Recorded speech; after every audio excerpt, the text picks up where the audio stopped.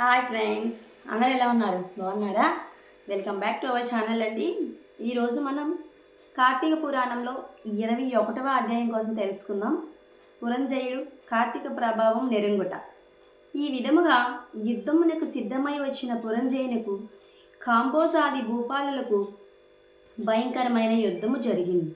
ఆ యుద్ధములో రతికుడు రతికునితోనూ, అశ్వ సైనికునితోనూ, గజ సైనికుడు గజ సైనికునితోనూ, పదాతి సైనికులతోనూ, మల్లులు మల్ల వద్ద నిపులతో ఖడ్గ గద బాణ పరశువు మొదలగు ఆయుధాలు ధరించి ఒండోరుల ఢీకొనుచు హుంకరించుచు సింహనాదములు చేసుకొనుచు శూరత్వ వీరత్వములు చూపుకొనుచు బేరీ దుందుబులు వాయించుకొనుచు శంకుములను పూరించుకొనుచు ఉభయ సైన్యములను విజయకాంక్షులై పోరాడిరి.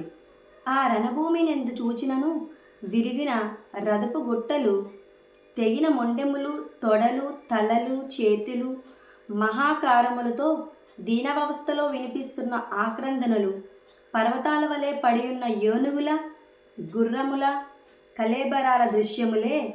ఆ మహాయుద్ధమున వీరపర్వతమును చూచి చచ్చిపోయిన ప్రాణులను తీసుకువెళ్ళడానికి దేవదూతలు పుష్క విమానంపై వచ్చిరి.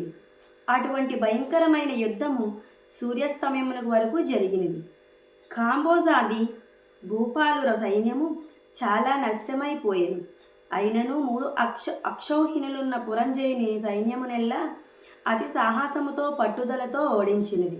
పెద్ద సైన్యములున్న పురంజయునికి అపజయమే కలిగింది. దానితో పురంజయుడు రహస్య మార్గమున శత్రువుల కంటపడకుండా తన గృహానికి పారిపోయింది. బలోపేతులైన శత్రురాజులు రాజ్యంను ఆక్రమించుకున్నారు. పురంజయుడు విచారంతో సిగ్గుతో దిక్కుంచుచుండెను. ఆ సమయంలో వశిష్ఠులు వచ్చి పురంజయుని ఓరడించి, రాజా, మొన్నొకసారి నీ వద్దకి వచ్చి తిని నీవు ధర్మాన్ని తప్పినావు. నీవు చేసిన దురాచారాలు అంతులేదు. ఇకనైనను సన్మార్గముడని ఉండమని హెచ్చరింతిని. అప్పుడు నా మాటలు ఆనలేదు. నీవు భగవంతుడి సేవింపక అధర్మ ప్రవర్తుడవై ఉన్నందునే యుద్ధమును ఓడించి రాజ్యమును శత్రువులకు అప్పగించితివి. ఇప్పటికైనా నా మాటలు ఆలకింపు. జయాపజయాలు దైవదీనుల నుంచి ఎరింగుము. నీవు చింతలో కృంగిపోవుటి ఎలా? శత్రురాజులను యుద్ధములో జయించి నీ రాజ్యమును నీవు తరిగిపోందు వెళ్ళనే తలంపు కలదని నా హితోపదేశము నాలకింపు. ఇది కార్తీక మాసము. రేపు కృత్రికా నక్షత్రముతో కూడిన పౌర్ణమిగాన స్నాన జపాది నిత్యకర్మలాచరించి దేవాలయమునకు వెళ్ళి దేవుని సన్నిధిన దీపారాధన చేసి భగవన్నామస్మరణ చేయుచు నాట్యము చేయుము. ఇట్లా నచ్చినచో నీకు పుత్ర సంతతి కలుగుతుంది. అంతేగాదు, శ్రీమన్నారాయణుని సేవించుట వలన శ్రీహరి మిక్కిలి సంతోషముంది నీ శత్రువులను దునుమాడుటకు నీకు చక్రాయుధమును కూడా ప్రసాదించును. కనుక రేపు అట్లు చేసిన ఎడల పోగొట్టుకున్న రాజ్యమును తిరిగి పొందగలవు.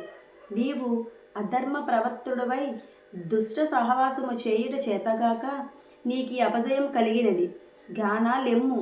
శ్రీహరిని మదిలో తలచి నేను చేసిన మాటలు విని నీకు హితోపదేశము చేసెను.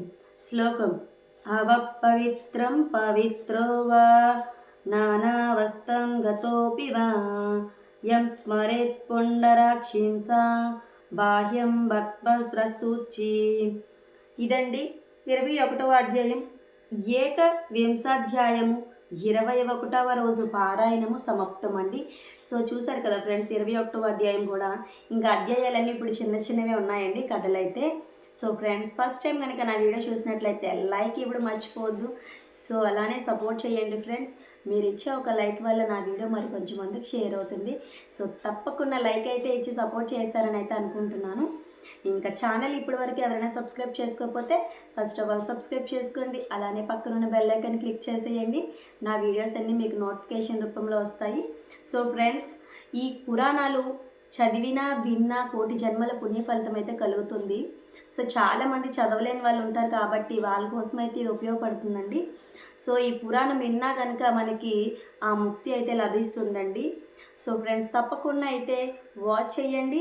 Thank you friends. Thanks for watching. Thank you all.